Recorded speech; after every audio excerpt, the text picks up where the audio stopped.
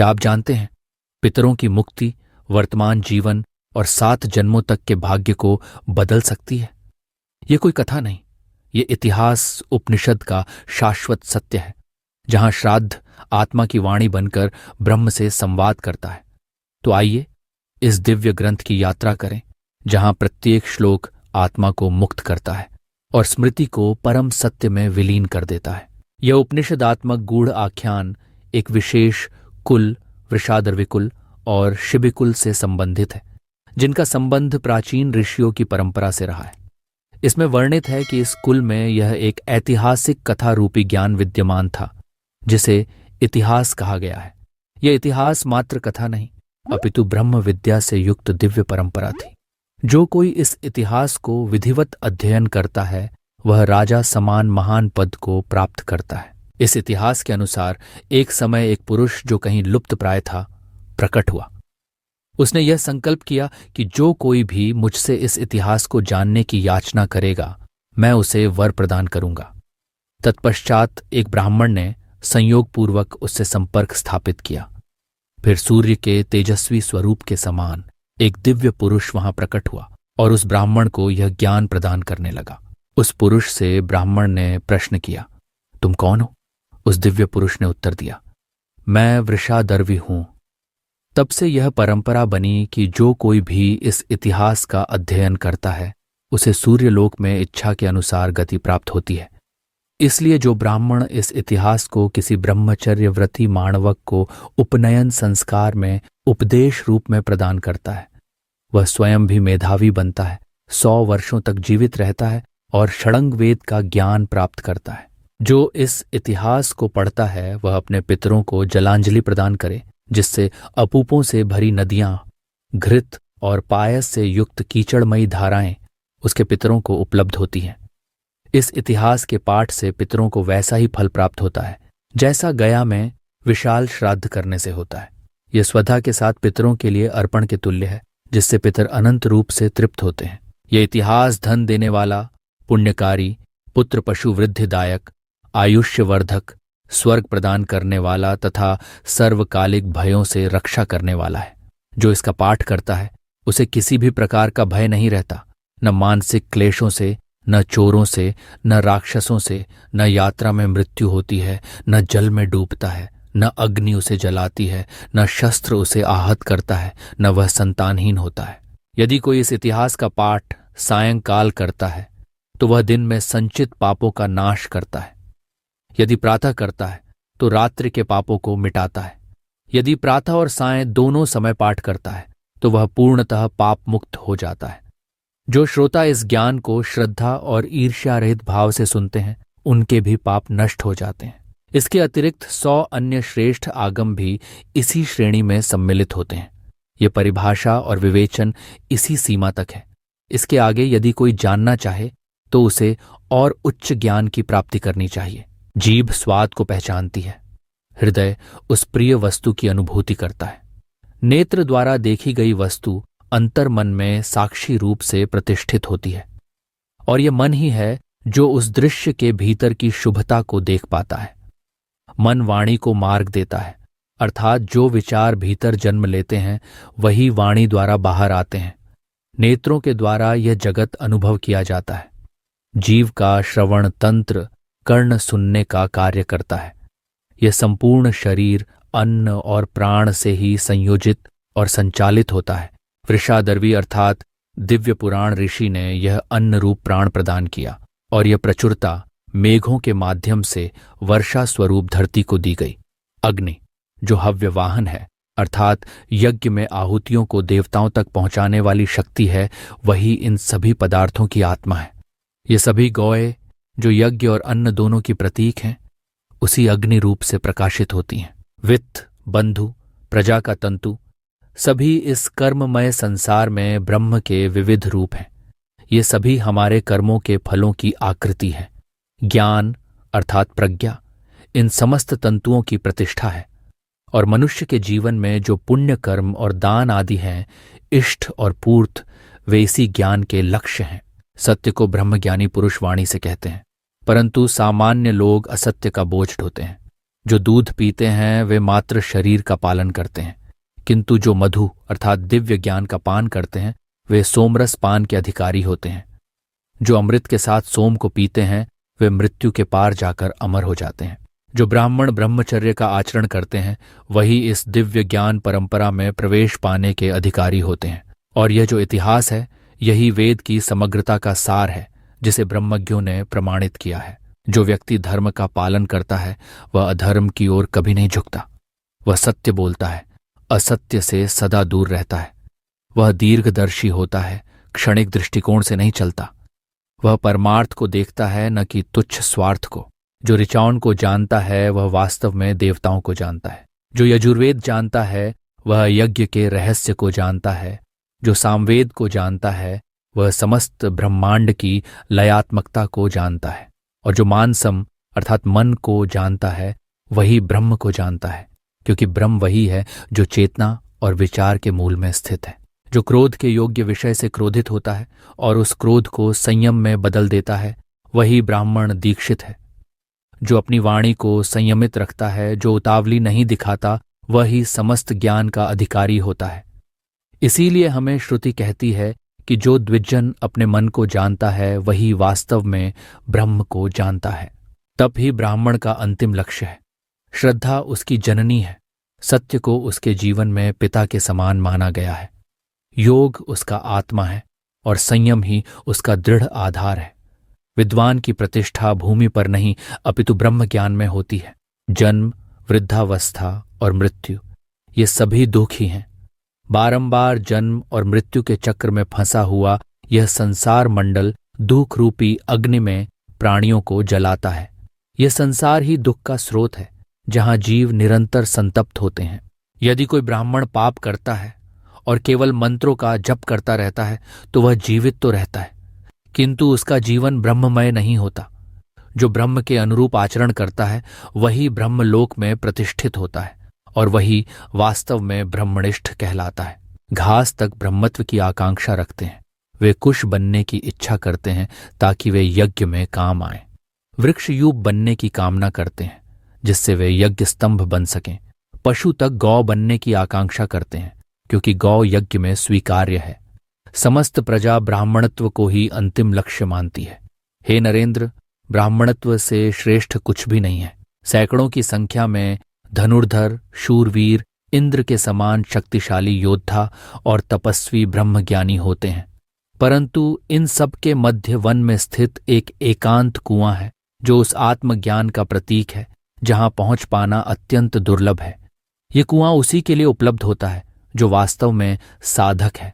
ये रहस्यमयी गुहा अर्थात आत्मा का अंतरतम प्रदेश ऋत के द्वारा आवृत है। ऋत सत्य का आध्यात्मिक रूप है जो ब्रह्म की लयात्मक व्यवस्था को दर्शाता है। यह गुहा वेद श्रुति से ढकी हुई है, स्मृति से ढकी हुई है, शम अर्थात मन की शांति से ढकी हुई है।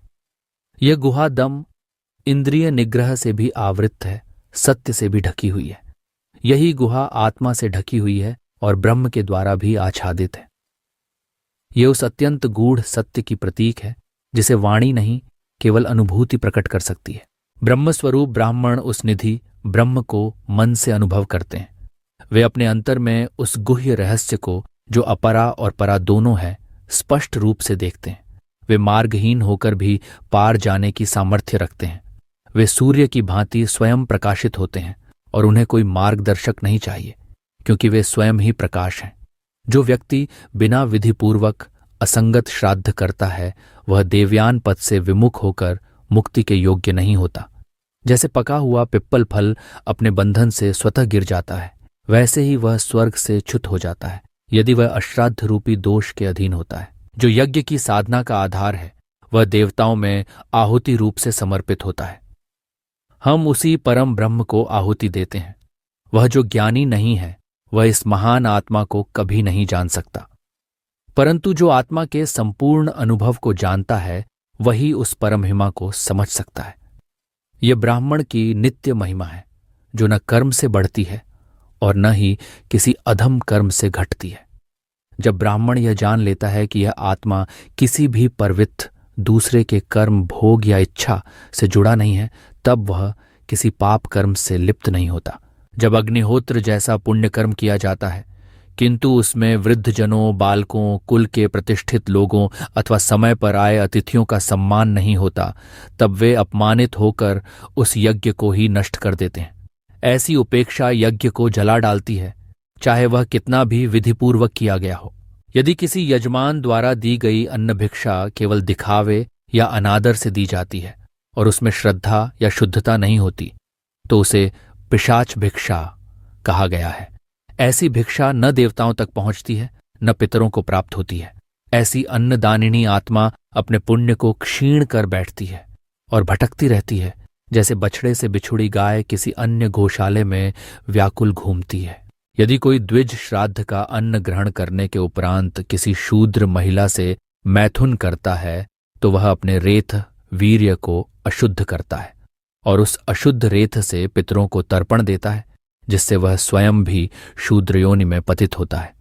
जो द्विज कामवश शूद्र स्त्री से संतान उत्पन्न करता है, वह जिस समय तक वह संतान पृथ्वी पर जन्म लेती है, तब तक वह ब्राह्मण अत्यंत दुखद, घोर और पतनकारी स्थिति में रहता है। उसकी आत्मा एक प्रकार की दारुण पीड़ा में फंसी रहती है।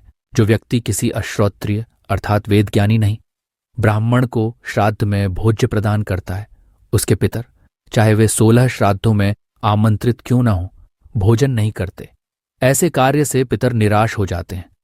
देवता, विशेषकर इंद्र, उस यजमान से कुपित होकर उस पर वज्र प्रहार करते हैं, प्रतीक रूप में उसका पुण्य नष्ट कर देते हैं। जितने पिंड अथवा हव्य अन्न वह यजमान ऐसे अनुचित पात्रों को देता है, उतने ही शूल वह स्वयं वैवस्वत यम के पास जाकर भोगता है। यह दंड रूप है उस अनुचित दान का जो नियमों की अवहेलना से हुआ हो, जो यजमान अशुद्ध भाव से श्राद्ध देता है, जैसे बिना वेद मंत्र के। और जो ब्राह्मण बिना मंत्र पवित्र भोजन को स्वीकार करता है, उस यजमान का हाथ काट दिया जाता है और ब्राह्मण की जीभ की नोक को दंडित किया जाता है। यह प्रतीक है श्राद्ध कर्म की पवित्रता को नष्ट करने के गंभीर परिणामों का। यदि कोई यति अथवा त्यागी सन्यासी देवताओं के लिए नियत श्राद्ध का मांस किसी अन्य उद्देश्य से त्याग देता है, तो जितने बाल उस पशु के शरीर पर होते हैं, उतने नरकों में वह यति यातना भोगता है। इससे यह स्पष्ट होता है कि श्राद्ध कर्म और यज्ञ कर्म में नियुक्त व्यक्ति का आचरण कितना पवित्र और धर्म सम्मत होना चाहिए। हे नरेंद्र, जैसे किसी वन्य पशु, जैसे हरिण की भूमि में यदि कोई बीज बो दिया जाए, तो उसका बीज बोने वाला व्यक्ति उस बीज का कोई फल नहीं पा सकता, क्योंकि वह भूमि उसकी नहीं है। उसी प्रकार यदि श्राद्ध कर्म की प्रतिष्ठा नहीं की गई, अर्थात वह विधिपूर्वक योग्य पात्रों, शुद्ध भाव और समय पर नहीं किया गया, तो वह श्राद्ध निष्फल हो जाता है, नष्ट हो जाता है। जो व्यक्ति श्राद्ध करके स्वयं भी भोजन करता है और फिर उसी दिन स्त्री संग करता है, उसके पितर उस मास भर रेत का भोजन करते हैं। यह दर्शाता है कि व्रत और पवित्र कर्म के बाद संयम आवश्यक है। यदि कोई ब्राह्मण श्राद्ध के भोजन के बाद अपात्रों के साथ मिलकर सपंक्ति भोजन करता है, तो उस व्यक्ति के पितर 6 मास तक केवल उसका उच्छिष्ट भोजन करते हैं, जो कि अपवित्र माना जाता है। इससे पितरों को संतोष नहीं बल्कि अपमान और क्लेश प्राप्त होता है। जो व्यक्ति लोभ के वशीभूत होकर दिन में बार बार श्राद्ध भोज करता है, एक से अधिक बार, उसका श्राद्ध निष्फल हो जाता है और उसे रौरव नरक की प्राप्ति होती है।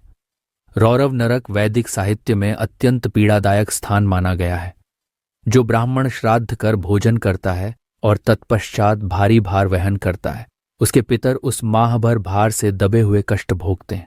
यह संकेत है कि पवित्र कर्मों के पश्चात शरीर और मन को शुद्ध एवं विश्रामपूर्ण रखना चाहिए। जो श्राद्ध के उपरांत यात्रा करता है, धूल धूप में परिश्रम पूर्वक, उसके पितर उस मास भर केवल धूल का भोजन करते हैं, जो कि घोर अपवित्रता और पितरों के लिए घोर अपमान का द्योतक है। जिसके पास अग्नि नहीं है, उसका वेद ज्ञान निष्फल है, और यदि किसी के पास वेद ज्ञान नहीं है, तो वह चाहे अग्नि से युक्त हो, फिर भी उसका यज्ञ निष्फल है। यदि कोई व्यक्ति अग्निहोत्र करता है परंतु वेद विहित अध्ययन नहीं करता, तो वह भी अनग्निक ही माना जाता है। अग्निहोत्र और वेद विद्या परस्पर संबद्ध हैं। स्त्री, शूद्र, बालिश, अज्ञानी या मंदबुद्धि को उच्छिष्ट खाने के बाद का अन्न नहीं देना चाहिए। यदि प्रमादवश दे भी दिया जाए तो ऐसा अन्न पितरों तक नहीं पहुंचता, उसका कोई फल नहीं होता। जो अग्निहोत्री है वह सदा पात्र है, अर्थात यज्ञ और श्राद्ध का अधिकारी है। जो वेद का झाता है वह भी सदा योग्य पात्र है, परंतु सर्वश्रेष्ठ पात्र वह है जो शूद्र का अन्न अपने उदर में नहीं डालता, यानी जो पूर्ण रूप से पवित्र अन्न और आचरण रखता है। श्राद्ध भोज के बाद 8 कार्य वर्ज्य कहे गए हैं। पुनः भोजन करना, यात्रा करना, भारी वस्तु उठाना, स्त्री संग करना, दान देना, दान लेना, हवन करना और श्राद्ध करने वाले को स्वयं भोजन करना। ये सब कार्य श्राद्ध के प्रभाव को निष्फल करते हैं। श्राद्ध से एक दिन पूर्व जो व्यक्ति श्राद्ध का आयोजन करता है उसे दंत धावन, तांबूल सेवन, नखों और केशों की कटाई नहीं करनी चाहिए। इसी प्रकार श्राद्ध भोज करने वाले ब्राह्मण को अगले दिन इन कार्यों से बचना चाहिए। इसका उद्देश्य है शारीरिक संयम के साथ मानसिक पवित्रता की रक्षा। श्राद्धकर्ता को दंत धावन, तांबूल सेवन, केश और नख कटाना, स्नान के बाद अभ्यंग, विलासितापूर्ण भोजन, रति, औषधि सेवन तथा परोक्ष अन्न का सेवन, इन सब से पूर्णतः बचना चाहिए। ये सभी कार्य श्राद्ध के दिन वर्जित माने गए हैं। जो व्यक्ति दूसरे के श्राद्ध में लोलुपता के वश होकर भोजन करता है उसका स्वयं का श्राद्ध निष्फल हो जाता है और वह रौरव नरक में गिरता है। श्राद्ध की प्रतिष्ठा केवल भोजन नहीं बल्कि संकल्प, पात्रता और संयम में है।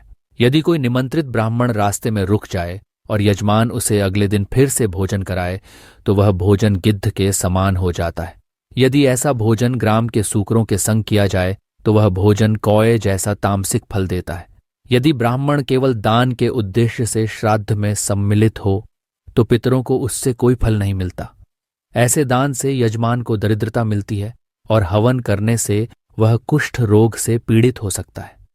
यदि श्राद्ध का पाठ स्वाध्याय से रहित हो तो उससे मृत्यु का भय उत्पन्न होता है। जो व्यक्ति अनधिकारी ब्राह्मण को भोजन कराता है उसके संचित ब्रह्मतेज का क्षय होता है।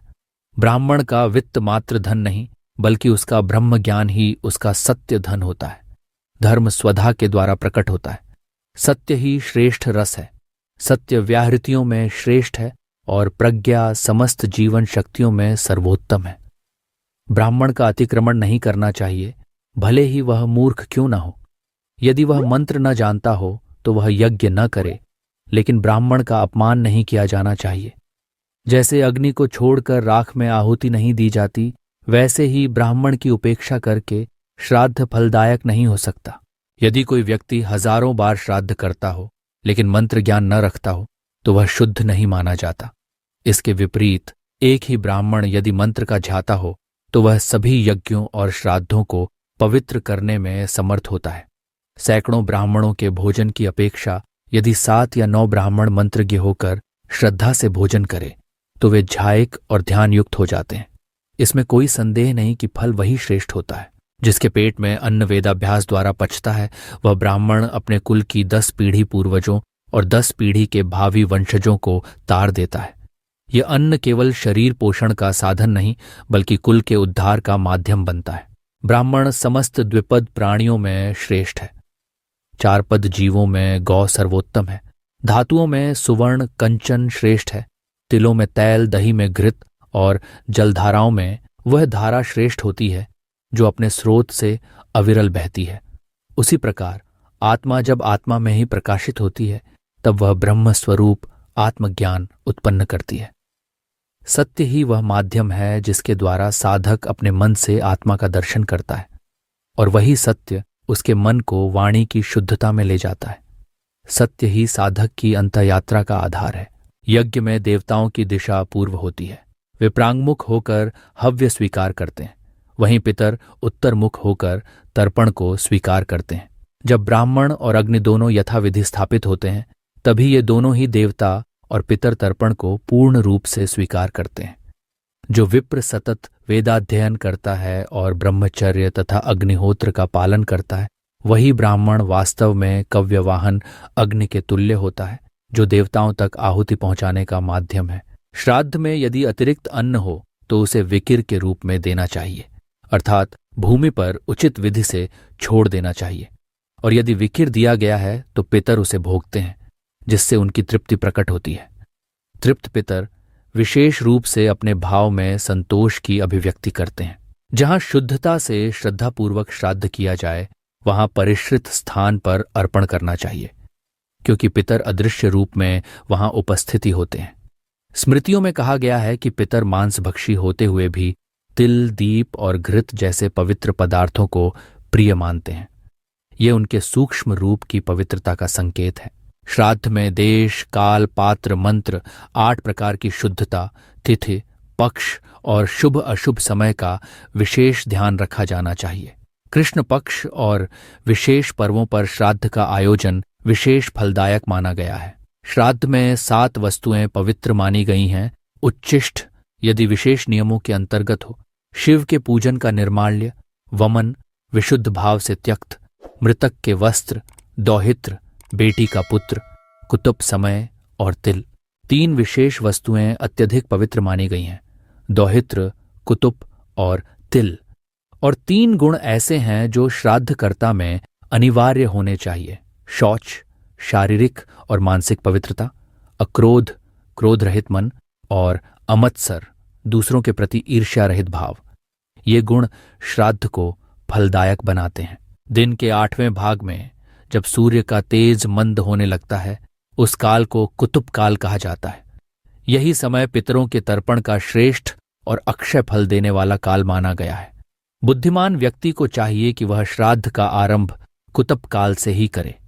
विद्वान व्यक्ति को रोहिणी नक्षत्र के समय तर्पण प्रारंभ करना चाहिए और उसे लांघना नहीं चाहिए, क्योंकि रोहिणी शुभ फलदायी और देवतुल्य है। जो व्यक्ति रोहिणी नक्षत्र को लांघ कर श्राद्ध करता है, चाहे जानकर या अज्ञानवश, उसका श्राद्ध असुरों को प्राप्त होता है। वह पितरों तक नहीं पहुंचता और ऐसा श्राद्ध व्यर्थ जाता है। जहां विधि से श्राद्ध नहीं होता वहां राक्षस, पिशाच, असुर और रात्रिचर यातुधान भयावह आत्माएं उस श्राद्ध को हर लेते हैं। अतः श्राद्ध का विधिपूर्वक संपन्न होना अत्यावश्यक है। जहां दैव भाग, देवताओं को समर्पण नहीं किया जाता, वहां का श्राद्ध राक्षसी प्रवृत्ति वाला हो जाता है। ऐसे स्थान पर पिशाच और अपवित्र शक्तियां आकर्षित होती हैं, और जो व्यक्ति इसे गंभीरता से नहीं लेता उसे भी दोष लगता है। श्राद्ध से पहले देवताओं का आवाहन किया जाना चाहिए, तत्पश्चात पितरों का विसर्जन। यदि यह क्रम उलट जाता है तो पितर अप्रसन्न होते हैं और श्राद्ध निष्फल होता है। कुछ पशु भी श्राद्ध में विघ्न के सूचक माने गए हैं। मुर्गा, कुक्कुट पक्षों से बाधा उत्पन्न करता है, सूकर अपनी निकृष्टता से अशुद्ध करता है, और कुत्ता यदि वहां आ जाए या उसका दृष्टिपात भी हो जाए तो वह संपूर्ण श्राद्ध को भ्रष्ट कर सकता है। साथ ही वृषलीपति अर्थात नीच कुल का व्यक्ति यदि वहां दृष्टिगोचर हो जाए तो भी दोष उत्पन्न होता है।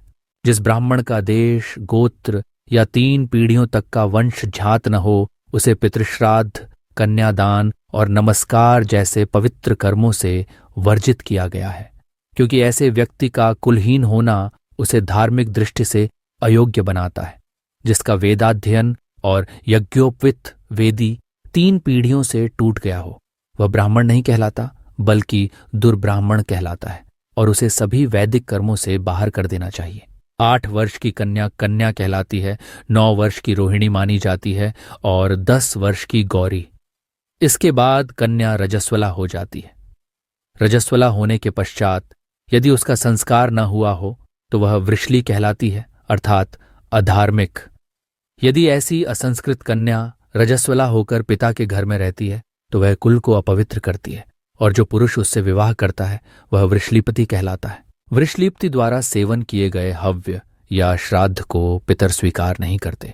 ऐसा अन्न और तर्पण उन्हें प्राप्त नहीं होता, और जो यजमान ऐसा दान देता है वह स्वर्ग को नहीं प्राप्त करता।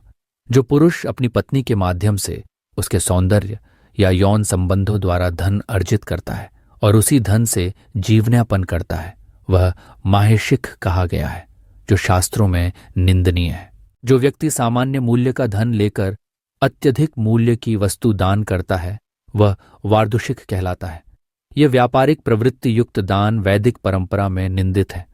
ऐसा व्यक्ति ब्रह्मवादी समाज में अपमानित होता है। यदि श्राद्ध में आरंभ में माहेशिक स्त्री के संसर्ग से धन कमाने वाला, मध्य में वृषलीप्ति अधार्मिक स्त्री का पति और अंत में वार्धुषिक व्यापारी दानदाता उपस्थित हो तो ऐसे श्राद्ध को देख पितर निराश होकर लौट जाते हैं। जिन व्यक्तियों के शरीर में रोग, विकृति, विकलांगता, कुष्ठ, श्वेत या श्याम विकार, दांतों की विकृति आदि हो और जिनके कर्म भी अपवित्र हों, वे सब पुनर्जन्म में हीन योनि को प्राप्त होते हैं। ये लोग श्राद्ध के अधिकारी नहीं माने जाते। जो व्यक्ति अपने बाल कटवाने के बिना अस्त्र लेकर परस्त्रीगामी होकर वेतन लेकर शिक्षा देने वाला, नपुंसक कन्या को दूषित करने वाला और श्रापित हो चुका हो, ऐसे लोग भी श्राद्ध से वर्जित हैं। जो मित्र से विश्वासघात करता है, दूसरों की निंदा करता है, वेद बेचकर धन कमाता है, वेद का उपहास करता है, माता पिता और गुरु का त्याग करता है, कुंडा झूठे पात्र में भोजन करता है और वृषला नीच जाति की स्त्री का संतान है, वह भी अपात्र है। जिसने पिछले जन्मों में भी अधार्मिक कर्म किए हैं, जो शूद्र योनि में उत्पन्न हुआ है, जो रजोगुण में रमा हुआ है, स्त्री संग का अत्यधिक अभ्यासी है और जो दूसरों को कष्ट पहुंचाता है, वह श्राद्ध से अयोग्य है। जो देवताओं या ब्राह्मणों की हत्या करता है या उनके धन का हरण करता है, ऐसे लोग भी श्राद्ध कर्म में अक्षम माने गए हैं। इन दोषों से युक्त व्यक्ति यदि श्राद्ध में सम्मिलित हो जाए तो उसका कोई पुण्य फल नहीं होता। इन दोषों का उच्चारण भी श्राद्ध कर्म में नहीं करना चाहिए। यदि यजमान योग्य ब्राह्मण न पा सके तो वह अपने सद्गुणों से युक्त भ्राता, पुत्र या स्वयं आत्मा से श्राद्ध करा सकता है, किंतु ऐसा विप्र जो वेद ज्ञान से रहित हो, उससे श्राद्ध कभी न कराए। यदि उपर्युक्त दोषों से युक्त किसी व्यक्ति को श्राद्ध दिया जाए तो वह श्राद्ध निष्फल हो जाता है। उस यजमान के पितर निराश होकर लौट जाते हैं और देवता तथा ऋषिगण भी उसे त्याग देते हैं। जो द्विज, ब्राह्मण, क्षत्रिय या वैश्य मद और मोहवश होकर किसी शूद्र स्त्री से संतान उत्पन्न करता है, वह अत्यंत घोर दारुण कर्म करता है। जब तक वह इस भूमि पर जीवित रहता है तब तक वह अत्यंत पीड़ादायक जीवन भोगता है और धार्मिक दृष्टि से अपवित्र माना जाता है। जो ब्राह्मण दूध, दही, तिल का तेल, तक्र, छाछ, घृत, मधु आदि पवित्र पदार्थों का व्यापार करता है, वह भी शास्त्रों के अनुसार रौरव नरक को प्राप्त होता है, क्योंकि ये पदार्थ यज्ञ, श्राद्ध और देव सेवा के हेतु माने जाते हैं। उनका व्यापार वेद विरुद्ध है। जब अन्न उष्ण गर्म हो तभी उसे मौन होकर भोजन करना चाहिए। जब तक पितर उस अन्न को ग्रहण कर रहे हों तब तक अन्न के गुणों की वाणी से प्रशंसा नहीं करनी चाहिए। पितर मौन का आदर करते हैं। जब तक पितर तृप्त नहीं हो जाते तब तक अर्पित हवि के गुण जैसे उसका स्वाद, शुद्धता या विशिष्टता नहीं बतानी चाहिए। पितरों की तृप्ति के पश्चात ही हवि की प्रशंसा करना उचित होता है, तभी वह शोभा पाता है। जो साधक इस दिव्य श्रद्धा को जानता है, जो समस्त भूतों में प्रतिष्ठित है और जो स्वयं देवी स्वरूप है, वह संसार में शोक और मोह से मुक्त हो जाता है। उसका हृदय स्थिर रहता है।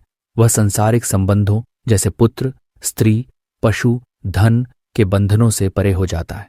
जल, मधु, घृत, दूध और अन्न, इन सभी का सार जब संयम और मौन पूर्वक अर्पित किया जाता है तभी वह श्राद्ध के फल में परिणत होता है।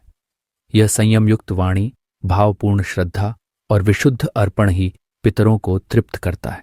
राजा सूर्य की उपासना करता है, उसे आह्वान करता है, उदेहि सूर्यम वरम वृणीष्व, अर्थात हे आदित्य, उदय हो और मुझे एक श्रेष्ठ वरदान प्रदान कर। राजा कहता है, मेरे पास ये 5 रत्न हैं। गौ, गाय निरंतर दूध देती है। हवि, घृत, अन्न आदि निरंतर अर्पण योग्य है। त्विषी, रसोई बनाने वाली, सतत भोजन पकाती है।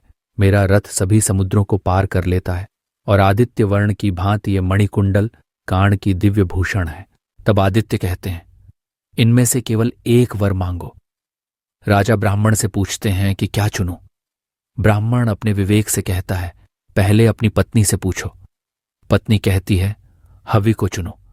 पुत्र कहता है, रथ को लो। कन्या कहती है, मणिकुंडल लें। दासी कहती है, पत्थर लें। यह संवाद यह दर्शाता है कि प्रत्येक व्यक्ति की रुचि, दृष्टिकोण और अपेक्षा भिन्न होती है। पत्नी अर्पण की वस्तु हवि में रुचि रखती है, पुत्र गति और ऐश्वर्य के प्रतीक रथ में, कन्या सौंदर्य के प्रतीक भूषण में और दासी स्थायित्व के प्रतीक पत्थर में। राजा कहता है, गौ चाहिए, वह सप्तमी को शिबिकुल में दे दी जाए, अर्थात जीवन में जो सबसे अधिक फलदायक, यथार्थ और पवित्र वस्तु है वही गौ है जिसे मैं ग्रहण करता हूं। इस पर आदित्य सूर्य कहते हैं, मैं तुम्हें ये सभी वस्तुएं प्रदान करता हूं क्योंकि तुमने जो चुना है वह धर्म और समर्पण का मूल है। यह संवाद वृषादर्वी का प्रसिद्ध इतिवृत्त है जिसे ब्रह्मादित्य परंपरा के रूप में जाना जाता है। ये ज्ञान कश्यप को प्रदान किया गया, कश्यप से भरद्वाज को, भरद्वाज से अनेक महाराजाओं को।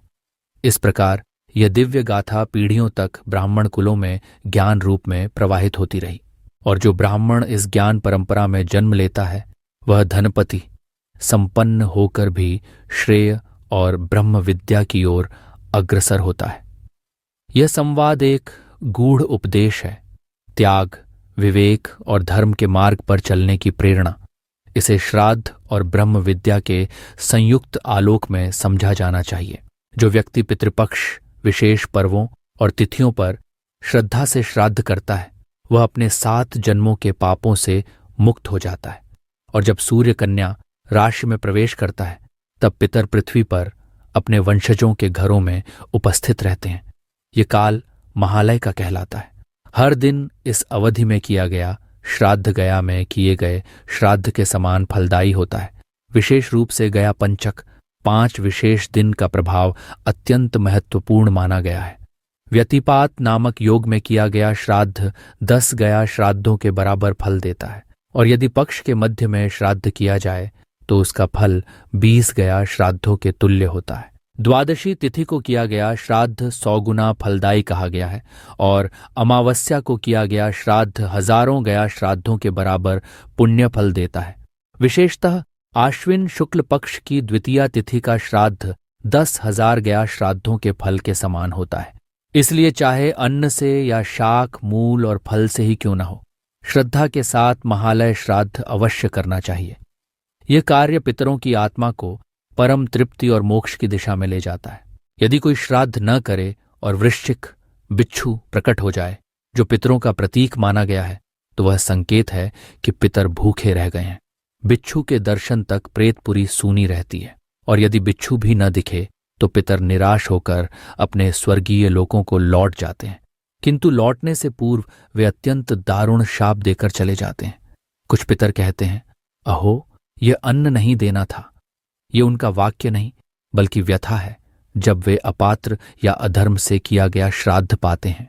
जिन व्यक्तियों की संतान नहीं होती या जिनकी संतान श्राद्ध नहीं करती उन्हें अपुत्र या अपशव कहा जाता है।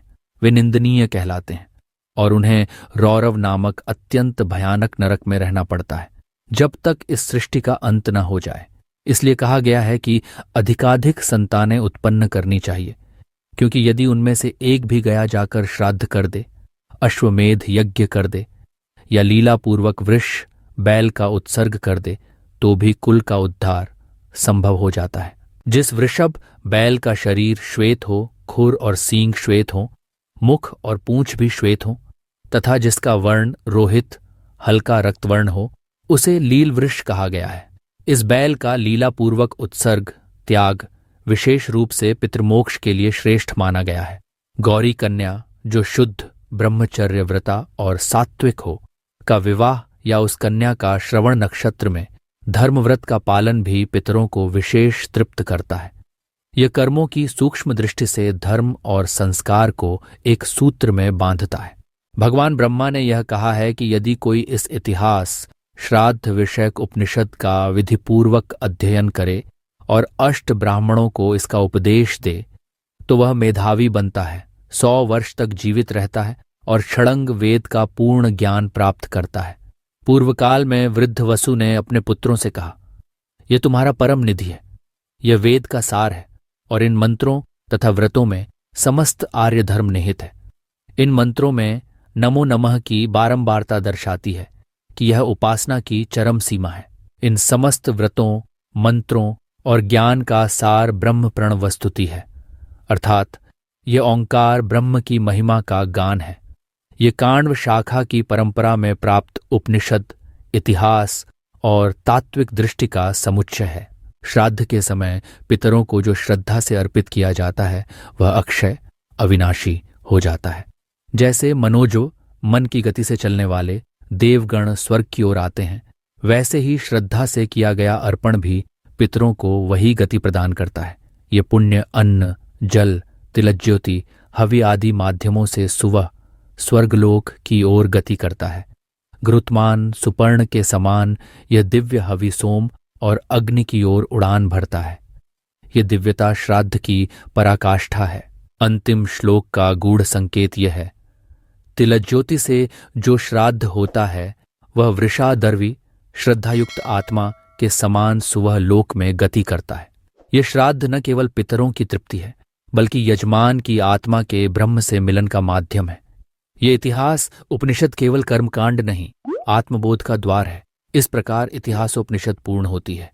श्रद्धा जब ज्ञान से मिलती है तब वह केवल कर्म नहीं रहती, वह एक आह्वान बन जाती है, आत्मा की पुकार बन जाती है पितरों के प्रति।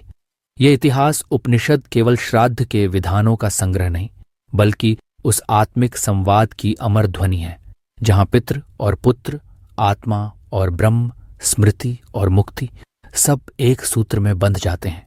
जिसने इसे जाना उसने अपने कुल को तार दिया, जिसने इसे अपनाया वह स्वयं ब्रह्म के समीप चला गया, और जो इस पर श्रद्धा रखता है उसके लिए काल भी मौन हो जाता है। यही है पितृधर्म की पराकाष्ठा, यही है वेद की अंतःगूढ़ पुकार।